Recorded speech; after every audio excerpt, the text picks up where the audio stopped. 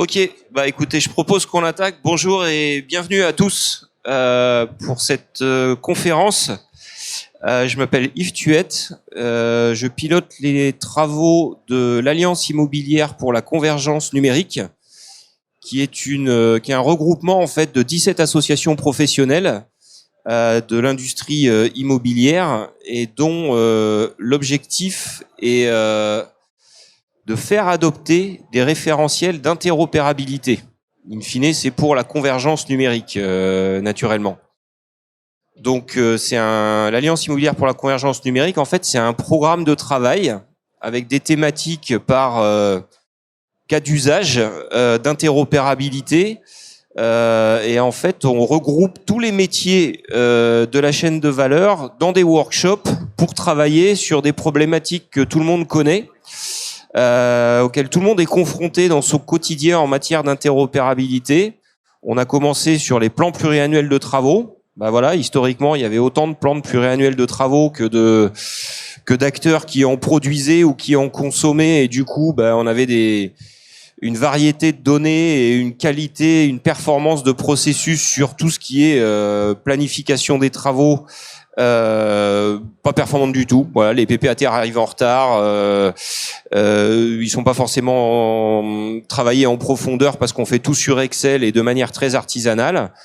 Et en fait, on s'est entendu dans le cadre de ces travaux entre AM, PM, mais également FM maintenant, pour dire voilà, on a un standard de plan pluriannuel de travaux et on le met en œuvre, on l'adopte.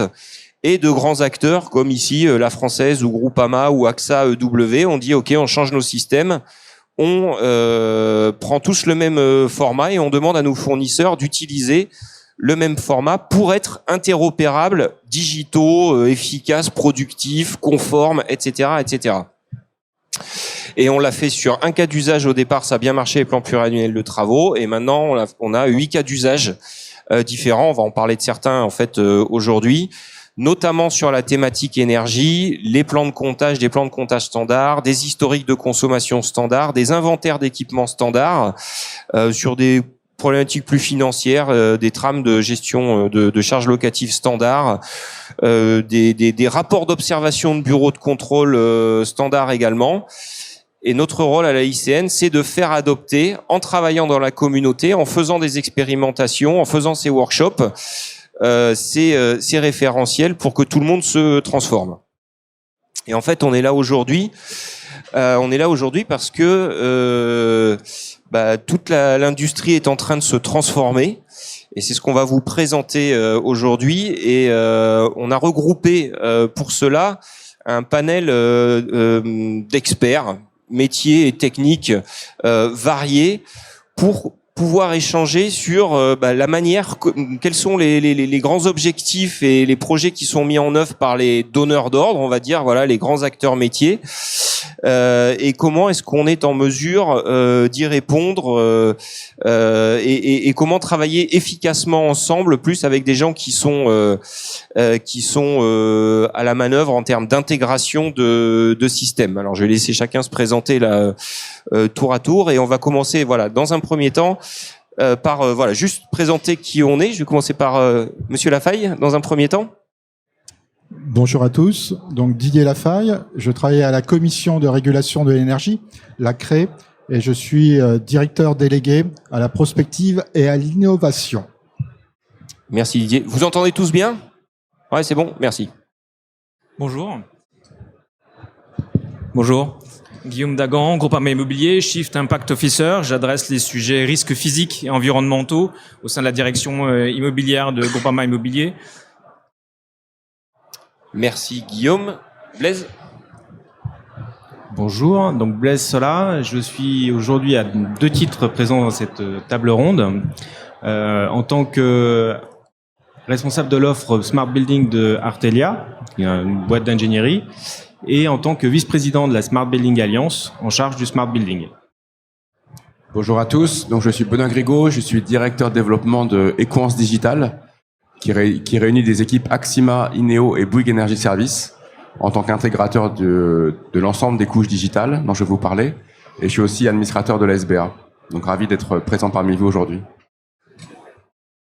Bonjour, Éric Bouvier. Donc moi je travaille au sein de La Française, qui est un investisseur immobilier, et je suis responsable des données immobilières. Pour l'instant plutôt des données de gestion, et depuis quelques années des données techniques de nos immeubles qui doivent remonter en centrale.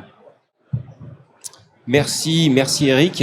Donc vous voyez en fait un panel varié, et d'où j'espère la richesse des discussions. On a préparé le sujet ensemble, donc je pense que voilà, on a beaucoup de choses à partager, avec en partie quelques convictions certainement pour chacun, mais aussi, vous le verrez certainement à la fin, des questions pour lesquelles on n'a pas de réponse.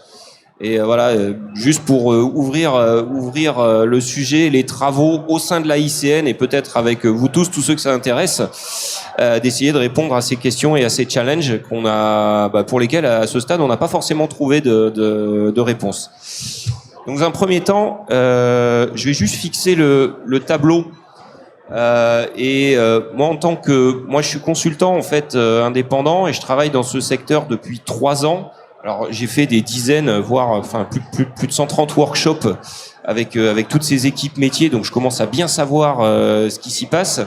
Mais en prenant un petit peu de recul sur la grande transformation qui est en train de s'opérer dans cette industrie, y a un point de pivot essentiel, qui est que depuis peu de temps, on est passé globalement d'une économie de transactions, où l'essentiel des revenus qui pouvaient être générés dans cette industrie venait des plus-values entre l'achat et la vente d'un actif. Ce qui se passait entre les deux en termes d'opération ou d'exploitation, il n'y avait pas forcément un enjeu majeur, parce que tout simplement, financièrement, c'était toujours beaucoup plus réduit par rapport à globalement la marge qui pouvait être faite ou la plus-value qui pouvait être faite sur une revente. Et ça, ce contexte, comme vous le savez tous, il s'est retourné. Je crois qu'on peut utiliser le terme, il s'est retourné, puisqu'il y a considérablement moins de transactions. Donc les perspectives de gains sur des plus-values sont naturellement beaucoup moins importantes. Et voilà, si on gagne pas d'argent sur la plus-value, ça veut dire qu'il faut qu'on gagne de l'argent sur les cash flows et sur l'argent que génèrent les immeubles en fait chaque année. Et là, c'est une toute autre économie. C'est une économie d'opération, d'exploitation, qui doit être mise en œuvre. Et l'ennui, c'est que ça fait des années et des années que l'économie de plus-value est là, et qu'on n'a pas forcément beaucoup investi, ni humainement ni techniquement, dans le processus de gestion des immeubles, gestion smart. On est dans le salon Smart Building, dans le processus de gestion des immeubles, et que non seulement il faut peut-être se remettre à niveau de ce qu'on nous demandait il y a quelques années, quand peut-être les opérations et l'exploitation étaient plus importantes, mais il faut carrément en fait, il faut même pas se mettre à niveau, il faut carrément atteindre un niveau beaucoup plus élevé. Pourquoi ? Parce que maintenant on est dans un contexte où il y a une demande de flexibilité dans l'offre de services sur les immeubles qui est bien supérieure, le télétravail, le coworking, etc. Donc évidemment, c'est plus du tout les mêmes produits et les mêmes offres de services qui permettent de délivrer cette proposition de valeur. Le deuxième point, alors gros sujet énergétique évidemment, puisque ce qui a changé, c'est qu'aussi les prix de l'énergie ont considérablement augmenté.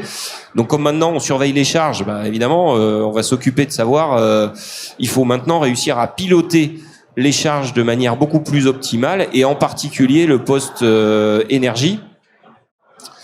Le troisième grand changement, et voilà ce qui n'existait pas forcément avant, et là il faut vraiment encore se mettre à niveau, c'est la conformité. Donc il y a de plus en plus de règles, de normes, ESG, taxonomie, décret tertiaire, décret BACS, tout ce qu'on veut, et notamment tous les reporting, tous les besoins de conformité qui nécessitent un reporting important et de remonter énormément de données de toute la chaîne de valeur. Ça c'est un challenge. Donc là on peut pas le faire à l'ancienne. Donc il va falloir trouver les nouvelles manières de le faire. Et le dernier point, le quatrième point, c'est évidemment c'est pas le dernier, la digitalisation des expériences, parce que voilà, si c'était pas important par le passé, digitaliser les expériences clients dans les immeubles, ou les expériences employées aussi, ça permet de fidéliser les deux. Et on en a besoin des deux parce que voilà, on a besoin de clients et de les fidéliser sur nos immeubles. Et les employés, dans un contexte de marché en tension, on a absolument besoin de les fidéliser aussi. Et pour ça, il faut leur proposer autre chose que de recopier des données dans des tableaux Excel. Et le dernier point qui est peut-être, qui est essentiel et qui est essentiel pour notamment tous ceux qui vont mettre les capex, qui vont mettre les investissements pour alimenter la digitalisation de cette chaîne de valeur. C'est la synthèse de ces 4 points qui fait que un immeuble, donc un immeuble qui est flexible avec une offre performante, qui consomme peu, qui est conforme et où il y a des expériences digitales, en synthèse, c'est un immeuble attractif. Et c'est un immeuble attractif qui préserve sa valorisation. Et ça, c'est un point essentiel en fait pour tous ceux qui mettent des investissements dans les systèmes, tous les systèmes que vous connaissez, dont on parle ici, pour réussir à préserver une valeur, parce que ceux qui mettent ces capex ou qui dépensent des opex pour des services, c'est les financiers. Donc il faut que ça rapporte en fait concrètement tout ça et qu'on préserve la valeur. Donc voilà, tout ce contexte fait qu'on est tous obligés de mettre en œuvre une transformation importante et tout le monde doit le faire. Je veux dire, les propriétaires, les PM, les FM, les intégrateurs, les fournisseurs de solutions, tout le monde doit bouger pour s'adapter à ce nouveau contexte et doit bouger rapidement parce que les besoins sont immédiats. Les prix d'énergie sont élevés tout de suite, etc., etc. Et peut-être que justement, pour démarrer cette table ronde, on va peut-être commencer avec Monsieur Lafaille, Monsieur Didier Lafaille de la Creux, qui va nous faire un rappel du contexte macro et des grands enjeux que tous collectivement on doit réussir à adresser sur ce marché, compte tenu des contraintes énergétiques qu'on a. Didier, je vous laisse. Merci. Donc très rapidement. Comme vous savez, on a eu un hiver 2022-2023 très tendu, avec des prix d'énergie qui ont, on va dire, explosé. Alors, ça, c'est derrière nous. Aujourd'hui, qu'est-ce qui va se passer pour l'hiver prochain ? Les prix sont encore relativement hauts. Si vous regardez le prix de l'électricité pour l'année prochaine, il est encore à 124 € hier. Donc les prix sont encore très élevés. Si on regarde les prix du gaz, ils ont pris 35 € suite aux événements au Moyen-Orient et puis avec aussi ce qui s'est passé en Finlande. Donc on a des prix qui vont rester encore très élevés. Qu'est-ce que ça reflète ? Ça reflète tout simplement un manque de ressources en Europe et notamment en France. Si on a eu des prix très élevés en France l'hiver dernier, comme vous le savez, c'est qu'on avait des centrales nucléaires qui étaient à l'arrêt. Et donc un manque d'électricité et aussi un manque de gaz d'ailleurs. Donc on va encore avoir des prix élevés, on va encore avoir un manque de ressources qui va perdurer pendant encore très longtemps. Comme vous savez, les futurs EPR, ce qu'on appelle les EPR2, arriveront pas avant 2035, si tout se passe bien. Donc d'ici 2035, qu'est-ce qui va se passer ? C'est l'arrivée massive des énergies renouvelables qui sont notamment intermittentes, donc il va falloir gérer, il va falloir piloter, il va falloir chercher quelque chose pour pouvoir continuer à équilibrer les ressources et ce que j'ai appelé la consommation. Alors la consommation, qu'est-ce qu'on peut faire ? La consommation, on peut peut-être actionner plusieurs leviers. Le premier levier, c'est la sobriété. Sobriété. Bien entendu, c'est le premier levier. Deuxième levier, c'est l'efficacité énergétique. Et le troisième levier, c'est ce qu'on appelle la flexibilité. Flexibilité à l'intérieur des bâtiments, mais flexibilité aussi au niveau externe. Alors pour la Commission de régulation de l'énergie, la flexibilité externe est quand même intéressante parce qu'elle va permettre aux gestionnaires de réseau, que ça soit au niveau distribution comme au niveau du transport, d'équilibrer en permanence la production, la consommation, la ressource et la consommation pour éviter d'être demain dans le noir, d'avoir des blackouts. Donc on a lancé un groupe de travail qui a réuni tous les acteurs du bâtiment, tous les acteurs de la data, tous les acteurs les équipementiers, et notamment je vois Schneider Electric avec qui on a travaillé. Ils ont été copilotes de ce groupe de travail et on a publié un rapport il y a quelques semaines sur le pilotage des bâtiments tertiaires. Alors pourquoi on s'est intéressé aux bâtiments tertiaires ? On aurait pu aller voir les bâtiments industriels, les bâtiments qui aujourd'hui intègrent des des serveurs informatiques ou du domestique. Le bâtiment tertiaire, on s'est aperçu qu'il n'y avait que 6% des bâtiments qui étaient pilotables et encore moins pilotés. Donc c'est un petit peu inquiétant d'avoir tous ces bâtiments qui ne peuvent pas piloter leur consommation et pouvoir être flexibles vers l'extérieur. Donc on a lancé ce groupe de travail et on a fait plusieurs recommandations justement en matière de pilotage et de flexibilité.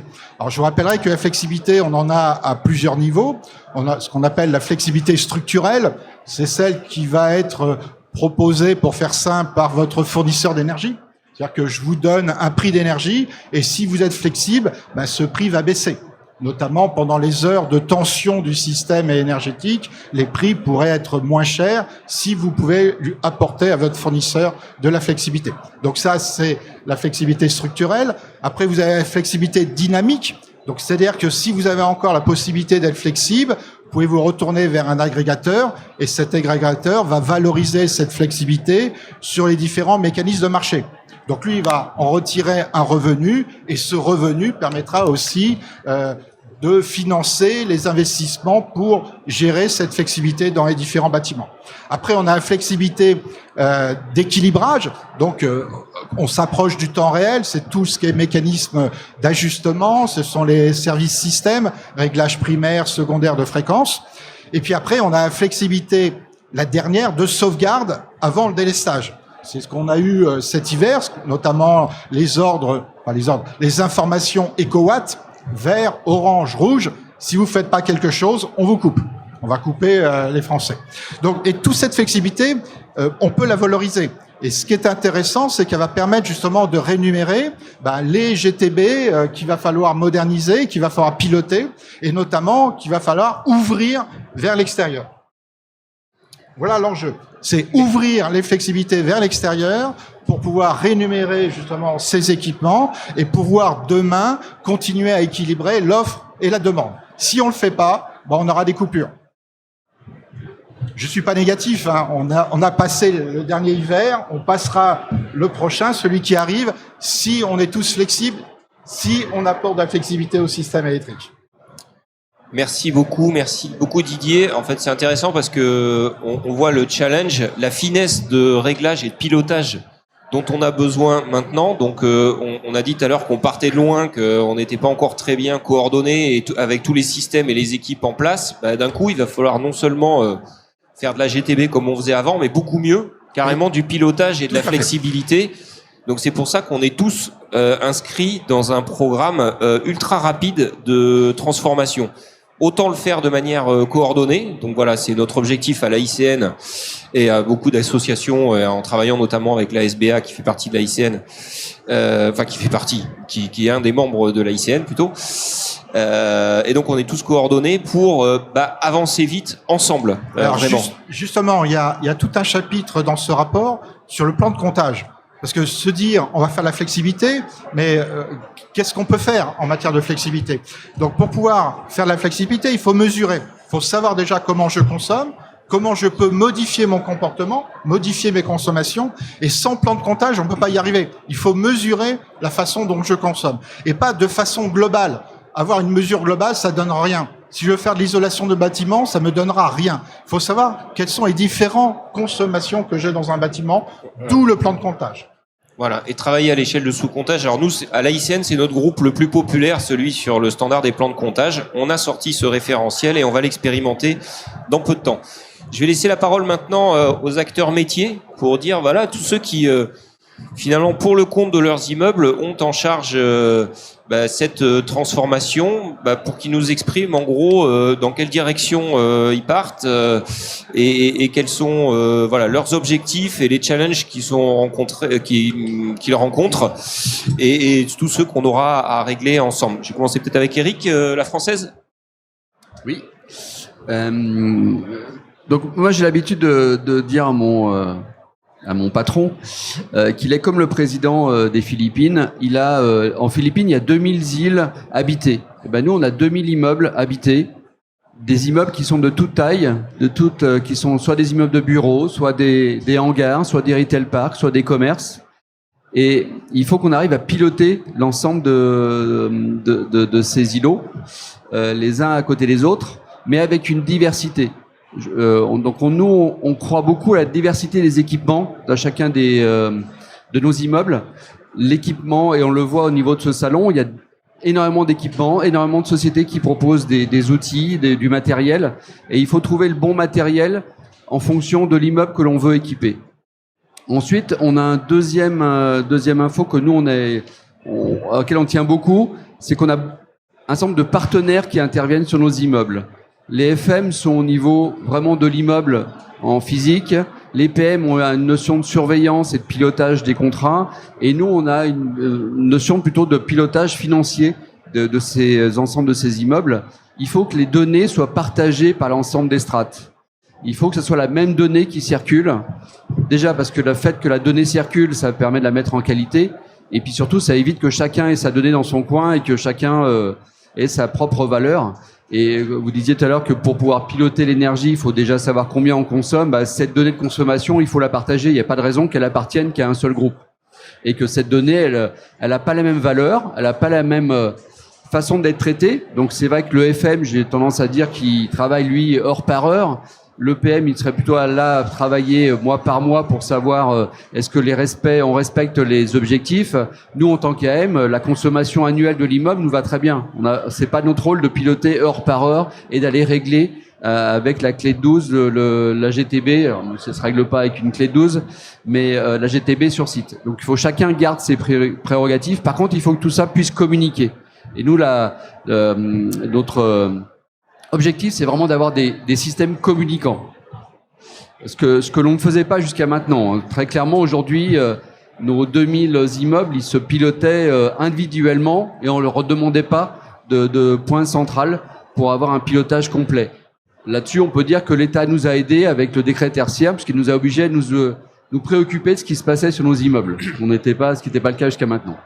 Et est-ce que j'interprète bien en disant que si vous mettez des capex, vous en tant que propriétaire, sur des équipements ou sur des systèmes, vous veillerez à ce que tout soit communicant et interopérable pour pouvoir travailler à l'échelle d'un portefeuille, c'est ça? Alors aujourd'hui, c'est vrai que les CAPEX que l'on veut mettre en place, c'est effectivement sur les immeubles eux-mêmes pour que les immeubles deviennent plus performants. Et ce que l'on souhaite, c'est que du coup, ces équipements soient communicants. Et là, on a besoin des AMO parce que ce sont des systèmes qu'on ne connaît pas du tout. Des systèmes de gestion locative pour facturer le locataire, pour le relancer, ça on maîtrise, on sait comment ça fonctionne. Les équipements directement sur les immeubles, on n'en a pas la connaissance. C'est pas notre métier en plus. Et de là, on a besoin d'aide pour savoir quelles sont les normes qu'il faut mettre en place, quelles sont les normes qu'il faut suivre, s'il existe des normes ou pas. Et en tout cas, quelles sont les contraintes qu'il faut mettre en place dès le cahier des charges. Voilà. Ok, on va en parler de tout ça. Merci beaucoup, Eric. Guillaume, peut-être un relais pour Groupama? Oui, Yves, du coup, tu as bien commencé sur la partie économie. Du coup, voilà, on arrive à un point d'inflexion dans notre économie. On arrive à une économie d'impact. Et cette économie d'impact nous pousse, du coup, à rehausser, la performance technique et environnementale de nos actifs. Un Groupama Immobilier, c'est 900 000 m², c'est 4,4 milliards d'AUM, d'asset under management. Donc, c'est 252 immeubles. Un petit peu plus petit que la française. Pourtant, du coup, on se vend et on se partage des actifs et on a un héritage. Quand Groupama Ganrem vend le Castel à la française, on leur transmet un héritage, on leur transmet de la donnée, des structures, une structure de données. Et donc, au sein de Groupama Immobilier, on a déployé 3 grands pôles.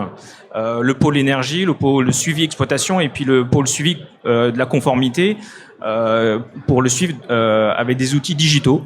En effet, on a énormément besoin de ces AMO qui nous facilitent et qui nous accompagnent dans le déploiement opérationnel. Cette structure de la donnée, ces référentiels à partager entre les parties prenantes, il est clé dans le succès de ces plateformes digitales. Et sur ces 3 équipes, pour poser quelques petites questions un petit peu plus précises, donc il y a 3 équipes, c'est intéressant, donc suivi de l'énergie, suivi de l'exploitation et suivi de la conformité. C'est quoi? C'est des nouveaux processus qui sont mis en place au sein de Groupama, de nouvelles équipes, de nouveaux outils, ou c'est augmenté en performance? En fait, vous prenez comment en fait ce sujet Quels sont les objectifs précis peut-être de ces 3 équipes sur parce que c'est vrai qu'on a parlé d'optimisation énergie, mais tu l'as rappelé tout à l'heure, le sujet conformité est énorme en fait pour tout le monde. Donc est-ce que tu peux peut-être juste décrire un petit peu plus sur ces 3 équipes, quelles sont les activités, les grands objectifs et enjeux adressés? Oui, tout à fait. Donc du coup là sur ces 3 grandes démarches, on a pris une première marche, c'était de s'écrire du coup cette cartographie du coup du système organisationnel. Il nous fallait pour chacun de ces éléments du coup savoir qui fait quoi, un RACI. Partant de là, on a pu identifier la donnée disponible. C'est la clé. Une fois qu'on arrive à avoir la donnée disponible et qu'on arrive ensuite à la mettre en qualité, on sait la déverser ensuite dans un référentiel. On travaille avec la Proma, avec tout le monde là ici autour de la table pour structurer cette démarche.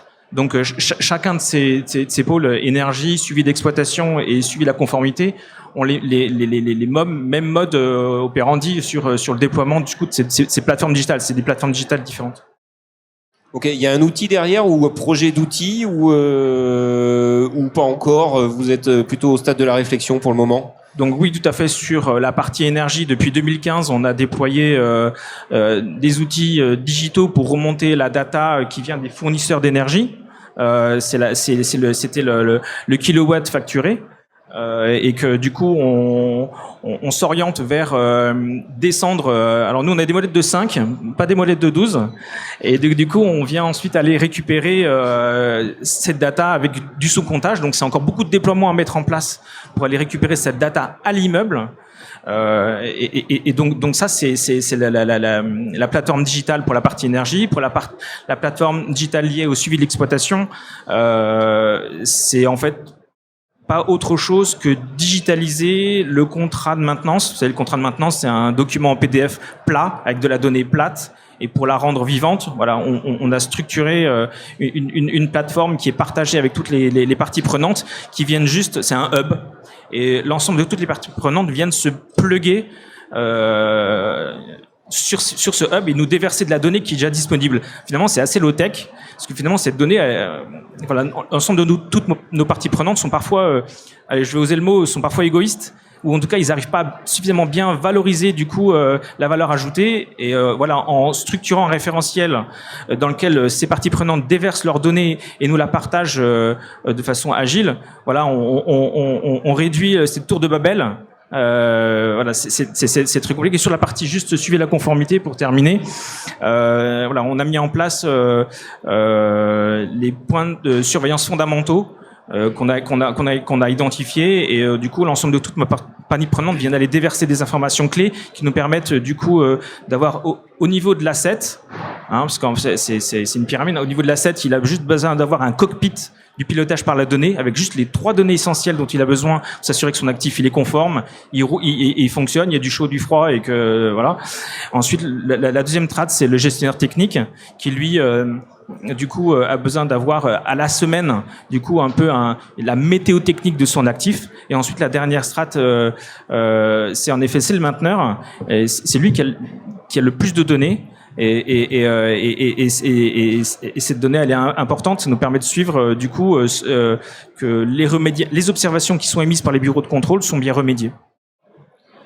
Merci beaucoup pour ces précisions. J'aurais quand même une dernière question, Guillaume, c'est que ce que je constate en fait dans tout ce que tu nous décris, c'est que c'est tout un processus qui ne concerne pas que Groupama. Enfin, les sous-traitants, les prestataires sont concernés. Est-ce que ça change la relation avec ces sous-traitants? Est-ce que ces prestataires et ces sous-traitants, est-ce que eux aussi, on leur demande de s'équiper ou de se digitaliser? Est-ce que t'es plus confiant quand tu sais que eux aussi suivent, ou est-ce que c'est difficile à organiser à ce stade je dirais indirectement, de réussir à couvrir toute la chaîne et s'assurer qu'il n'y a pas à un moment, peut-être pas dans ton périmètre direct en tant que AMPM, mais peut-être en dessous un blocage qui fait que c'est pas digital du tout et que tu t'arriveras pas à avoir ta donnée ESG ou ta donnée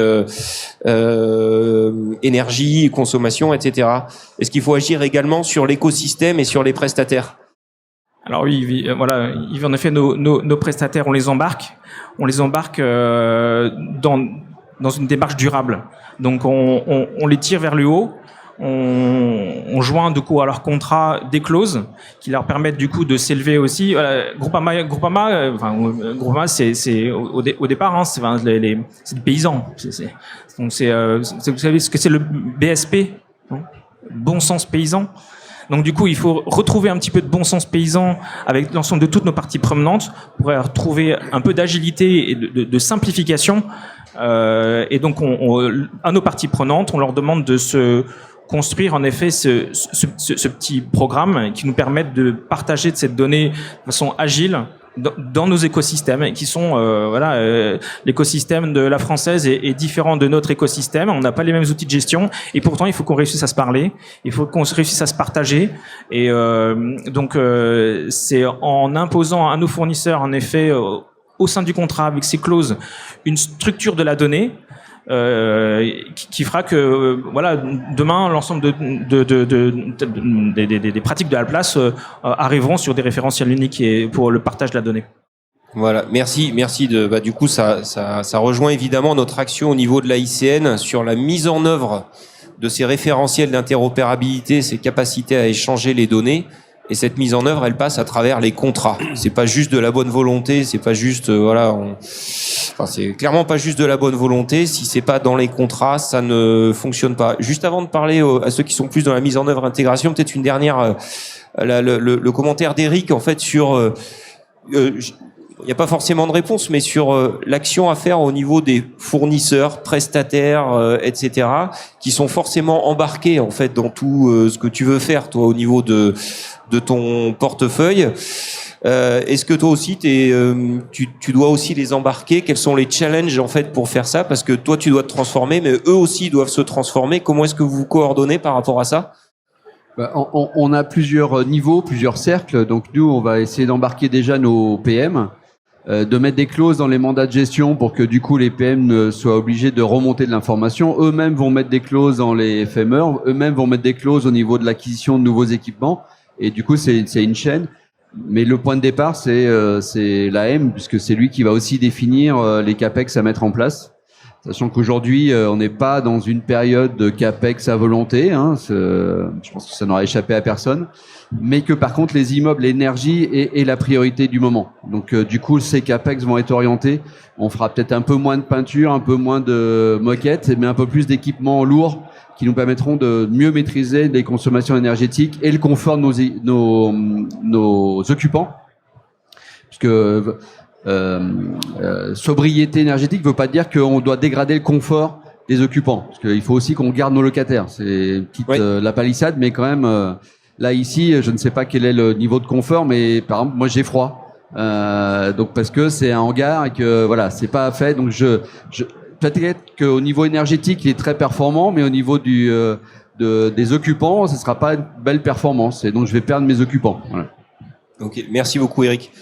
Encore une fois, et ça confirme ce que disait Guillaume juste avant, tout ça, ça passe par les contrats. À un moment, si on veut que les choses se passent ici dans cette chaîne de valeur et dans cette industrie, il faut que ça passe dans les contrats avec les financements qui vont avec, soit des CAPEX, soit payés pour des services. Donc sachez, voilà, au niveau de l'AICN, c'est un de nos leviers d'action de travailler sur les contrats pour également standardiser un certain nombre de nomenclatures et que tout ce qu'on est en train de se dire aujourd'hui se mette concrètement en œuvre, soit payé d'une manière ou d'une autre dans les contrats. Sinon, ça restera juste une déclaration sur une conférence et ça sert à rien.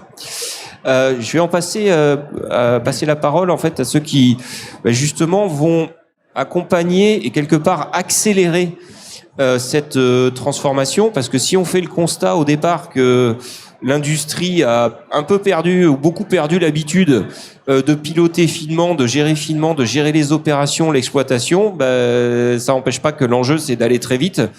Donc pour ça, a priori, il y a des acteurs qui sont là pour accompagner les donneurs d'ordre et tous ceux qui doivent à la fois décider et mettre en œuvre dans leur portefeuille ces transformations.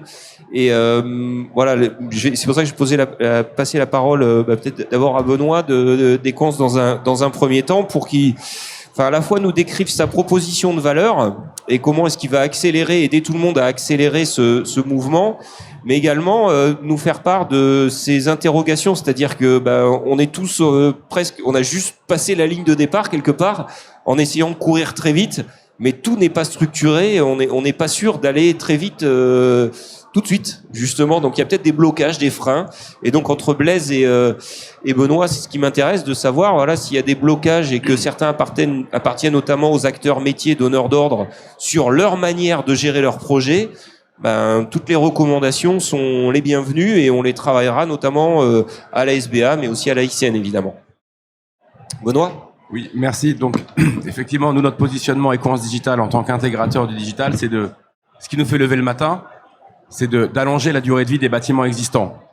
Donc, on a plusieurs centaines d'experts qui sont des intégrateurs de toutes les marques qui sont présentes ici, qui sont des Axima, qui sont des Ineo, qui sont des Bouygues Energy Services, et qui vont donc pouvoir, lorsque des gens comme Eric ou Guillaume veulent adresser l'enjeu de conformité ou l'enjeu de performance énergétique, comprendre comment les systèmes qui sont sur le terrain fonctionnent, pour ne pas céder au réflexe un peu facile de dire foutez-moi tout ça à la poubelle, il faut mettre du neuf parce que c'est vieux et que ça marche plus ou qu'on sait pas le faire évoluer et on sait pas le faire communiquer vers une plateforme centrale.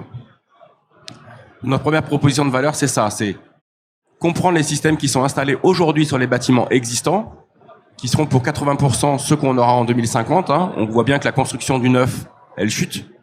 Donc nous, intégrateurs du smart building, du bâtiment dans sa globalité, on est là pour faire évoluer les systèmes existants. Je pense par exemple à la contrainte réglementaire qui est aussi une opportunité que vous connaissez tous, qui s'appelle le décret BAX. On travaille avec tous les éditeurs, de régulateurs et de supervision, et on est capable de s'adapter à ce qui existe sur les bâtiments pour les rendre conformes. Deuxième proposition de valeur d'un intégrateur comme nous, c'est quand on écoute effectivement ce que tu as dit et ce que Guillaume a dit, on comprend bien que on a tous besoin, l'ensemble de la chaîne de valeur de l'immobilier a besoin de données qui sont indépendantes de la marque des équipements qui les a produites. Ça, c'est vraiment un constat qu'on ne peut que partager tous ici autour de la table.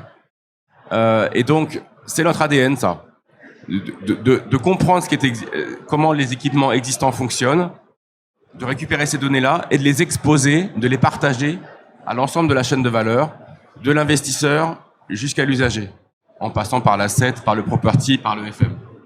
Donc notre proposition de valeur, elle est vraiment là et on accompagne des investisseurs et des foncières dans cette démarche-là, qui peut aller en termes d'outils de choses très simples jusqu'à des choses plus élaborées comme, je laisserai Blaise le présenter, sur des sujets du BIS et du BOSS. Et troisième valeur, vraiment, c'est que, comme ça a été dit par mes confrères aujourd'hui, la data aujourd'hui, elle permet de mesurer. Donc le patrimoine data, il a de la valeur. Les foncières, les investisseurs prennent conscience de ça. La data leur sert à sécuriser la valeur de leurs actifs et à proposer demain des nouveaux services, de façon à ce que l'immeuble, encore une fois, reste louable dans 10 ans, 20 ans, 30 ans. C'est vraiment ça qu'on essaie tous de faire quand on se lève le matin. C'est comment je fais en sorte que mes bâtiments existants restent en face des attentes du marché aujourd'hui et dans 30 ans, qu'on arrête de casser pour reconstruire. Donc le patrimoine de data, il doit être évidemment indépendant de la marque des équipements qu'il a produits et il doit être accessible à toute la chaîne de valeur, l'asset manager, le property, l'invest, le locataire, avec des droits et des limites évidemment, et avec ses langages à lui. Ou du standard, quand même. Ou conforme à des référentiels. Parce que c'est ce qu'on essaye quand même, nous, c'est plus facile quand on retrouve des données qui sont conformes à un référentiel que des données spécifiques.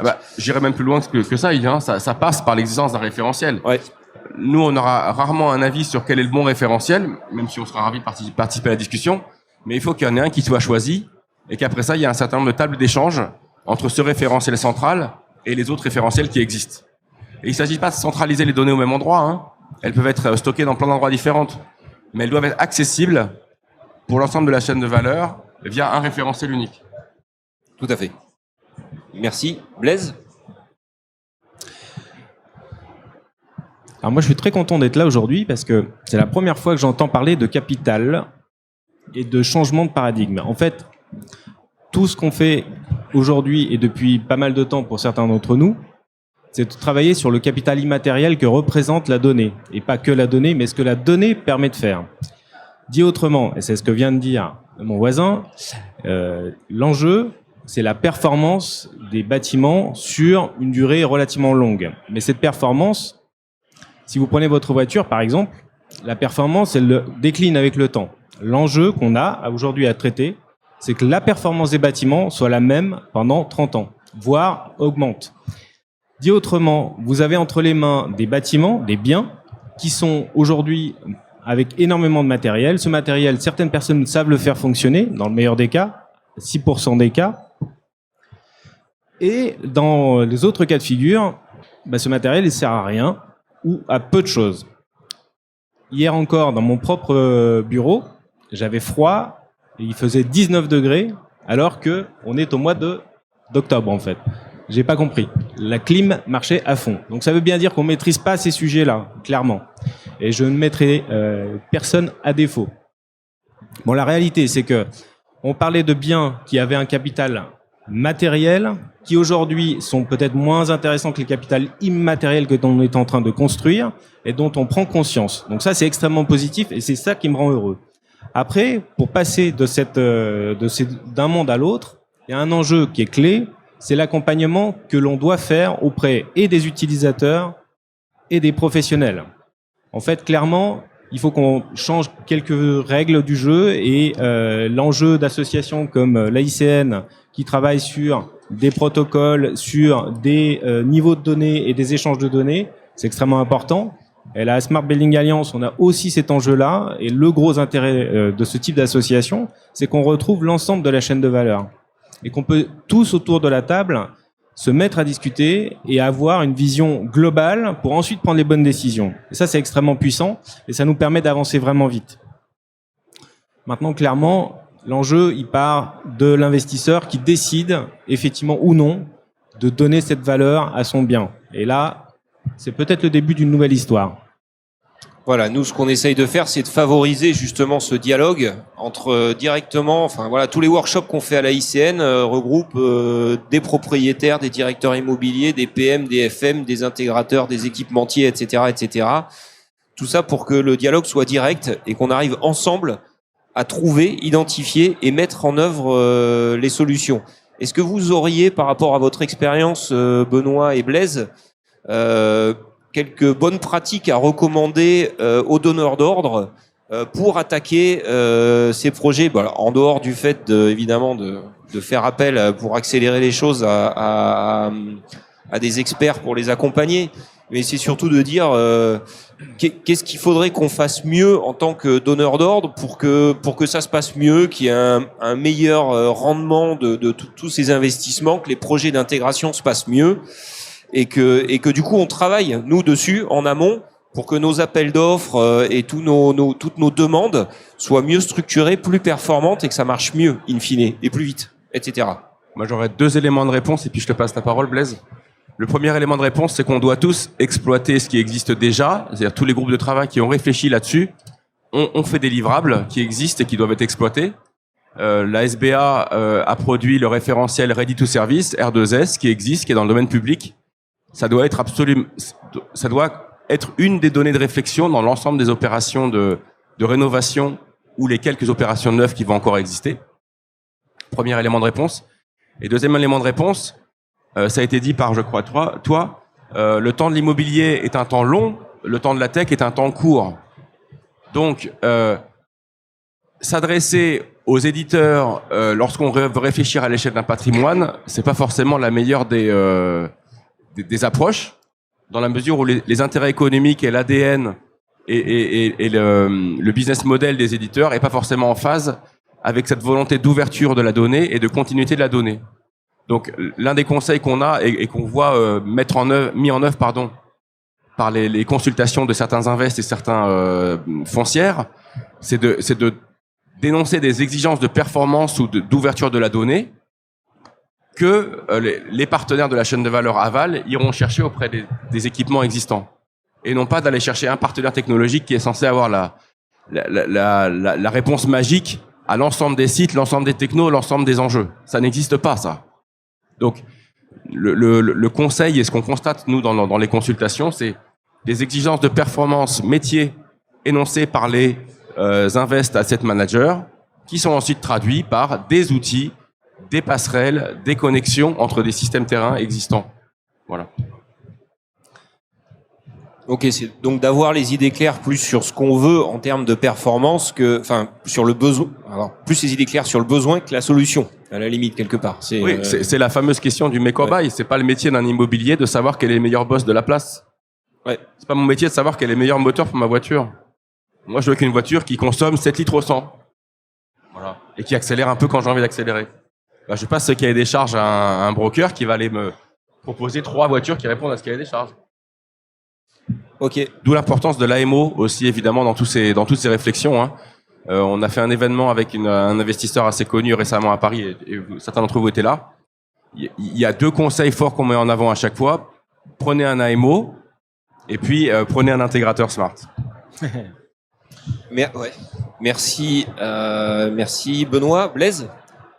Alors moi, ce que je peux simplement dire, c'est qu'on a fait un travail assez important effectivement à la SBA. Il y a différentes commissions. Bon, il se trouve que pour remonter des données de manière fiable, de manière pérenne, de manière certaine dans la durée, il faut mettre en place en fait un système d'information du bâtiment, à l'échelle du bâtiment. Ce système d'information, il est structuré d'une certaine manière, avec évidemment comme base le référentiel R2S, puisque c'est ce qu'on a créé, et c'est pas pour rien. Une histoire de faire communiquer des mondes qui ne communiquaient pas jusqu'à présent, des mondes qui sont des mondes très techniques, donc les équipements au plus bas niveau qui jouent en fait avec la donnée, qui produisent la donnée, des équipements qui sont informatiques au plus haut niveau et qui permettent de jouer avec les données et de produire des services dont on a besoin pour rendre service à nos utilisateurs, à nos clients. Et entre ces deux univers-là, il y a une espèce de pierre angulaire qui peut s'appeler un middleware, qui peut s'appeler un building operating system, comme on l'a appelé. En fait, c'est simplement un outil qui permet de créer un référentiel unique pour ces fameuses données. Et grâce à ça, on a effectivement une infrastructure qui fonctionne, et qui fonctionne sur la durée. L'enjeu, comme vient de le dire Benoît, c'est pas que on produise des données une fois, on les produit sur 30 ans, 40 ans, peut-être plus. Et l'enjeu, c'est effectivement que les services évoluent, mais que l'infrastructure n'évolue pas dans sa totalité. Donc clairement, c'est cette logique-là qu'on veut mettre en place. Et pour finir, s'il y a un enjeu clé sur les infrastructures, il y a un enjeu clé aussi sur les personnes qui vont porter ces projets. Donc on a dit les AMO pour essayer de comprendre et surtout de faire converger des mondes qui ne savent pas forcément bien parler ensemble. Et ça, c'est un véritable enjeu. Et commencer par le besoin de l'utilisateur, sachant que cet utilisateur-là, il n'est pas forcément tout de suite identifié. Il faut comprendre que dans un bâtiment, dans un immeuble, il y a plusieurs acteurs. On a identifié 5 personas, on va dire. Le propriétaire, le locataire, les différents mainteneurs, ceux qui vont accéder à la donnée pour en faire quelque chose, et les tiers acteurs, notamment le territoire. Ces 5 personas ont des rôles clés en fait dans la relation qu'on doit construire.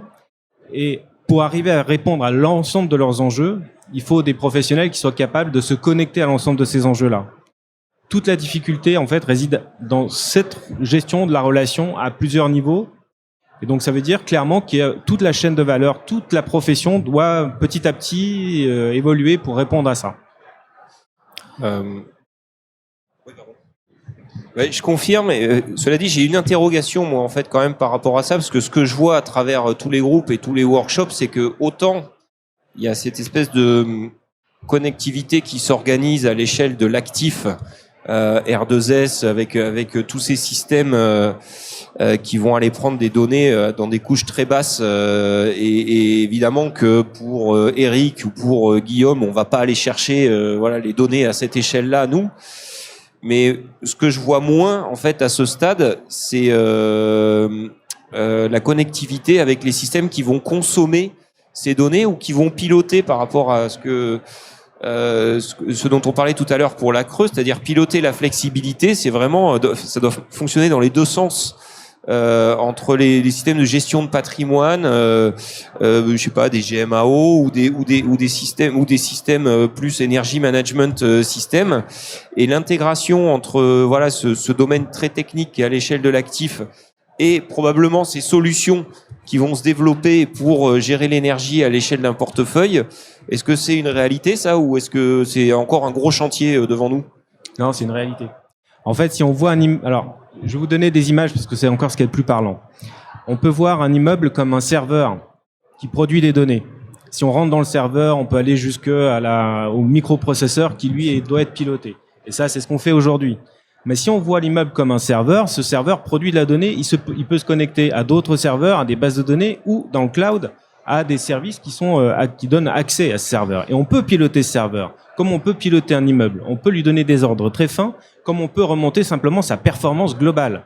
On a des niveaux de lecture qui sont aujourd'hui, les technologies le permettent, on sait le faire. Il y a des intégrateurs, il y a des AMO, il y a un certain nombre d'acteurs qui savent gérer, les FMeurs savent gérer ce genre de service. Donc, en fait, on a tout entre les mains pour faire. Il faut juste prendre conscience que tout ça, c'est un jeu de Lego qui aujourd'hui est complètement éparpillé et qu'il faut rassembler. Mais la réalité, c'est que c'est opérationnel maintenant.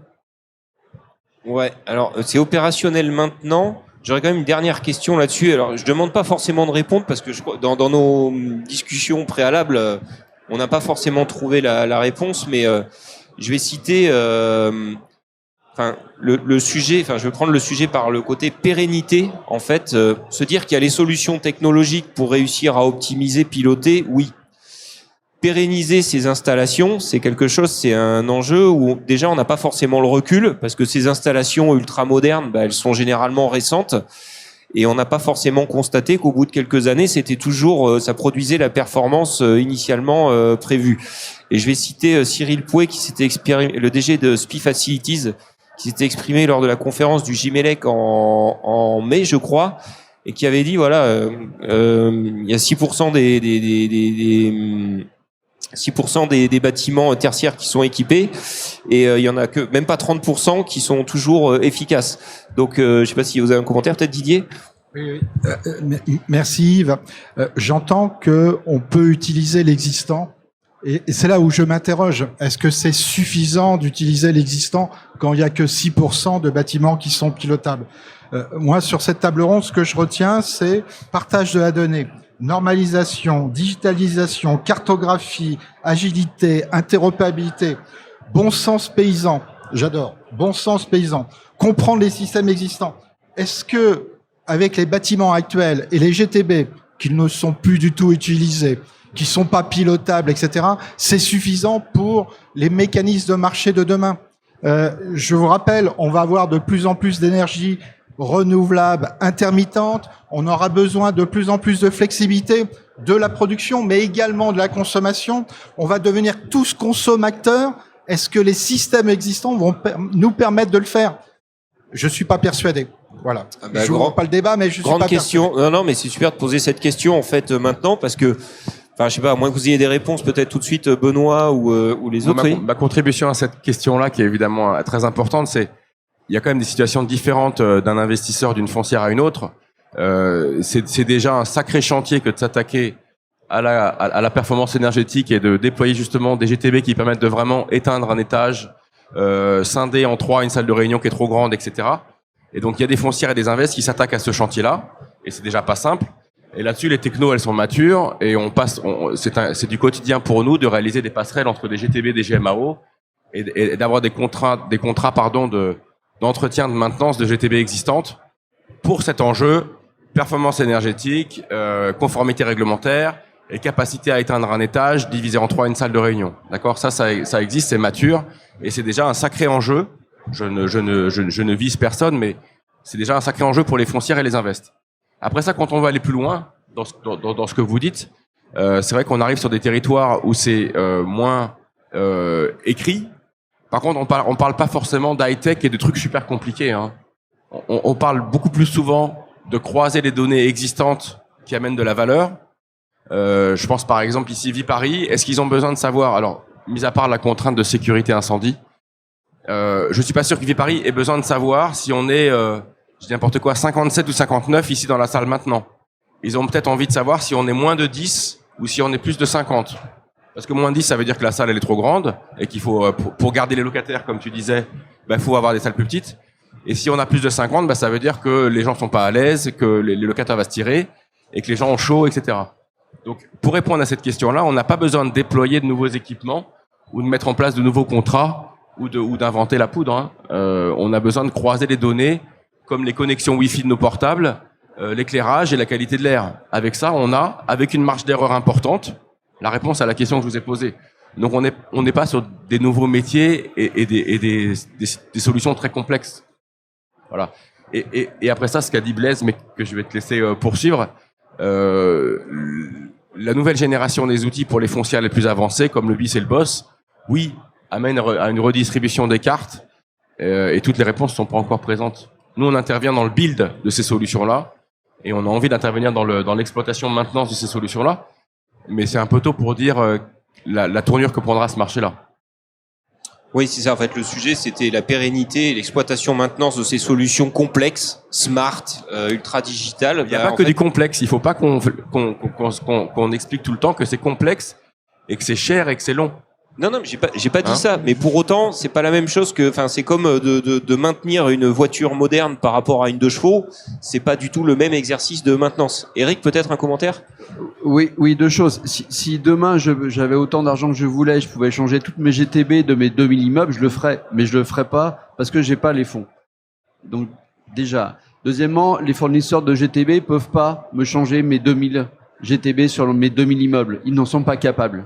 Aujourd'hui, ils sont en train de choisir avec qui ils veulent travailler. C'est quand même un comble. Donc il faut en tenir compte. L'autre point, ne pas oublier l'humain. Je peux mettre des GTB super performantes. Si en face, j'ai un technicien qui est pas au niveau, ma GTB, elle donnera rien.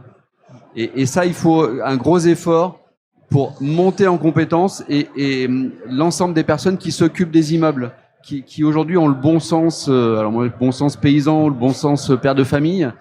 Mais aujourd'hui, pour que demain ils aient une GTB super performante et qu'ils sachent l'utiliser, il faut aussi qu'humainement, on puisse leur faire monter ce cran. Et là, les SBA et toutes les relations que vous pouvez avoir avec les écoles, etc., ça c'est important que ces gens-là puissent aussi intervenir. Et la formation professionnelle aussi, pour que les gens puissent évoluer.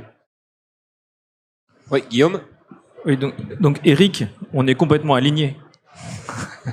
On est complètement alignés sur ce sujet, sur ces valeurs de l'humain à remettre au centre. On a un formidable enjeu, Eric. C'est du coup créer de la valeur d'usage sur nos immeubles et il passera par l'humain.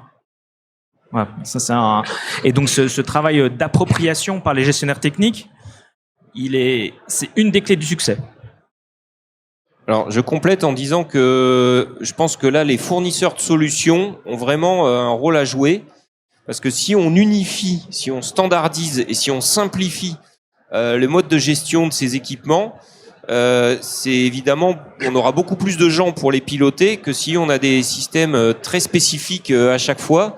Et où à chaque fois il va falloir un expert du type de système pour le piloter. Et là clairement, je pense que tout le monde est d'accord pour dire qu'il y a un goulet d'étranglement sur la compétence et sur les gens qui vont être capables de piloter. Je pense que tout le monde est d'accord sur le constat, Eric. On peut avoir les systèmes, mais si on n'a pas les gens pour les piloter, bah pour le coup, tous les fournisseurs de systèmes, tous ceux qui sont dans cette salle ou autour de cette table, doivent faire en sorte, voilà, rentrer dans la démarche d'unification, d'uniformisation, parce que c'est ça qui va standardiser la formation des gens qui vont utiliser ces systèmes et simplifier au maximum. Si vous faites du spécifique à chaque fois ou des navettes spatiales à chaque fois, je pense que ça va pas résoudre le problème.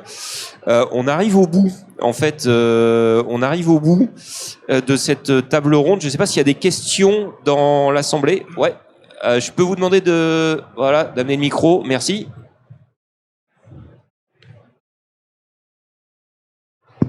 Bonjour, Antoine Debienne, fondateur de Synaptic, AMO, mission MSI, transversalité digitale en général. On a très entendu que la data, elle est au centre de ces questions-là. Par contre, on voit que là, c'est vrai à Paris, hein, des vacuités plus grandes par rapport à la façon de travailler dans les immeubles de bureaux, des questions comme le PLU bioclimatique qui amène à se poser la question de ce qu'on va faire des immeubles.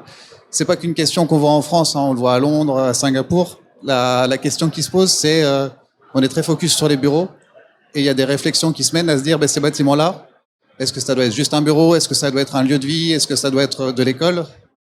La dimension digitale, elle va être ultra clé sur cette partie-là, encore plus que l'énergie ou que la GMAO.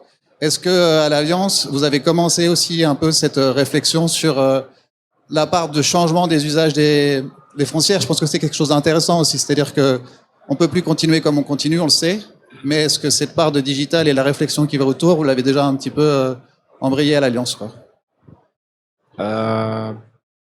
Honnêtement, enfin en tout cas au niveau des travaux, on travaille par cas d'usage certains cas d'usage couvrent plusieurs types d'utilisation. Voilà, je sais pas, quand on travaille sur les plans de comptage, j'imagine que ça couvre plein d'usages différents.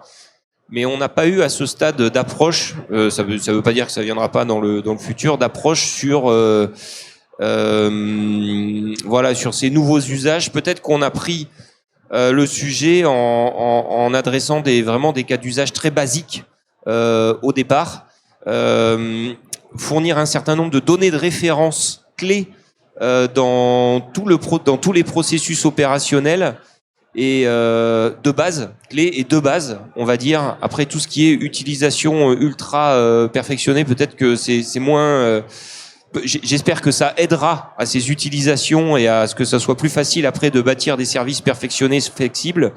Mais je ne pense pas à ce stade que, en tout cas, c'est pas comme ça qu'on a pris le sujet. Mais à discuter, hein, je serais intéressé d'en discuter justement. D'autres réponses, oui.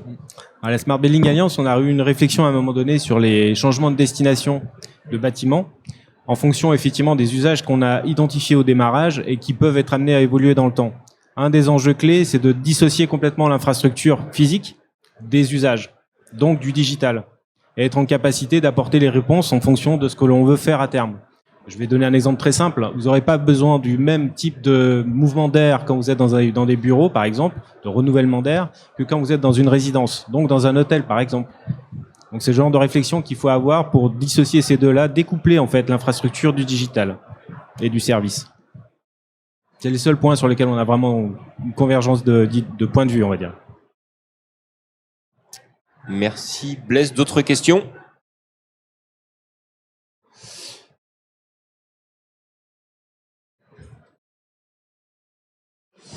Bonjour à tous et à toutes. Rodolphe Jarry de Dalkia. Vous avez parlé de la valeur de l'asset numérique sur vos bâtiments.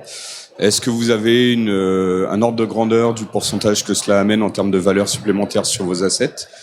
Et si oui, vous avez parlé d'exploitation et de maintien dans la durée de vie de ces données et de ce jumeau numérique.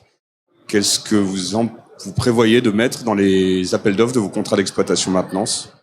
En conséquence, pour maintenir cette vie, et à qui destinez-vous plutôt cette action à venir dans le futur pour maintenir vos jumeaux numériques ?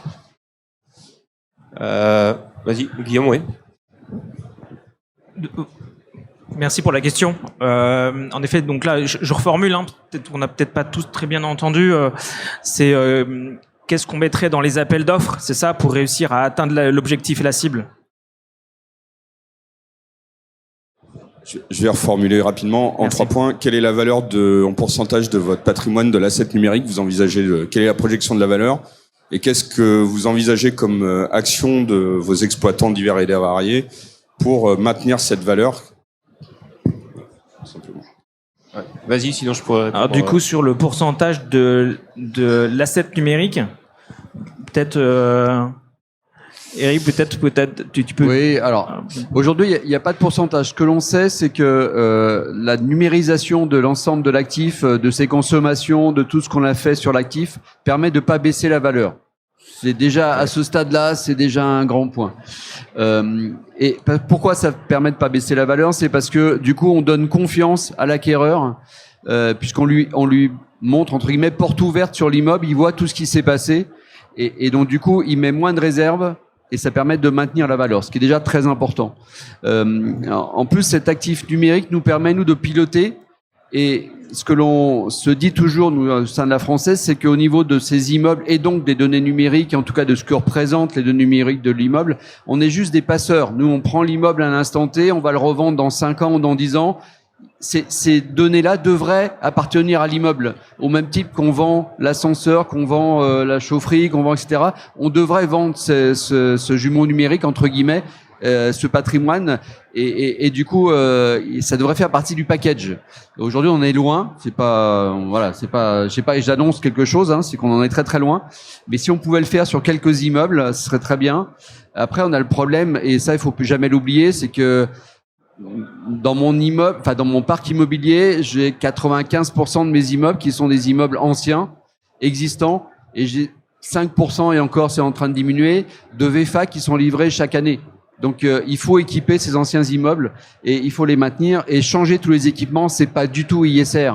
On n'est pas dans une démarche aujourd'hui où dès qu'on a un problème, on change l'équipement, on le remplace par un meilleur équipement. Il faut quand même qu'on conserve les équipements, et là je te rejoins, et qu'on les fasse mieux marcher. Moi, je me rappellerai toujours lorsque le décret tertiaire est arrivé et qu'on m'a dit qu'il faut faire moins 40% de consommation d'ici 2030. Je suis allé voir mes techniciens en disant, enfin les techniciens, les collègues que j'avais, en leur disant mais c'est pas possible moins 40%. Ils m'ont tous dit bah si on va juste régler un peu mieux les appareils et on fera déjà moins 30%. Donc voilà, il faut déjà bien régler et bien utiliser ce qui existe sur notre patrimoine avant de vouloir changer. C'est aussi l'économie durable. Il faut aussi qu'on se l'applique à nous-mêmes. Sinon, si on est là juste pour acheter de nouveaux équipements, on fait pas partie de cette économie durable.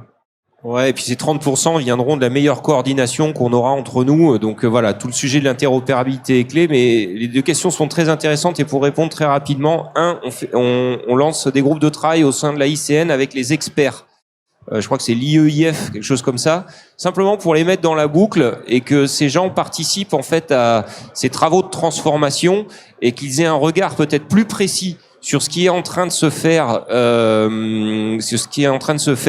et les enjeux, parce que dans ces groupes de travail, on parle énormément business en disant pour quelles raisons on va adopter un référentiel, c'est toujours que pour des raisons business. Personne le fait pour le plaisir, c'est soit des revenus, de la marge, de la conformité, de l'expérience client. Ou l'expérience employée. Le reste, c'est du romantisme, on fait pas nous en fait là-dessus. Donc, et c'est pour ça que les experts, on les rentre dans la boucle pour que ils se rendent compte des enjeux qu'il y a derrière. Ils évaluent mieux probablement tout ce qu'il y a derrière une bonne gestion de l'actif numérique et peut-être valorisent mieux. Et le deuxième point qui est très important, comment est-ce qu'on va préserver ces actifs numériques? Il y aura une conférence en fait demain là. Je vous invite à tous venir, c'est à la même heure. 10h45 justement sur l'intégration des acteurs entre eux, parce que très clairement voilà, notre gros problème c'est la pérennité, c'est quand on fait des travaux sur une installation et qu'il n'y a rien qui est recommissionné, toutes les données qui sont produites sur cette installation sont fausses. Donc là on perd complètement la pérennité. Ça veut dire, et actuellement il n'y a aucun workflow, aucun process structuré dans cette industrie où systématiquement on recommissionne et on le fait de manière digitale. Donc ça, c'est quelque chose qui est à créer, c'est prioritaire, on va le faire au sein de la ICN. Et sachez que c'est vraiment presque, d'un point de vue opérationnel, c'est un de nos soucis principaux. Voilà, je crois qu'on arrive au bout. Je sais pas. Oui, pardon, Didier. Juste une petite réflexion, si vous permettez. On a parlé de la 2 chevaux. Oui, conservons des 2 chevaux pour promener des Américains dans Paris avec le béret et la baguette de pain. Non, allons vers la voiture smart. Il y aura moins d'accidents. Donc, allons vers le bâtiment smart, s'il vous plaît. Le bâtiment doit demain être smart. Merci.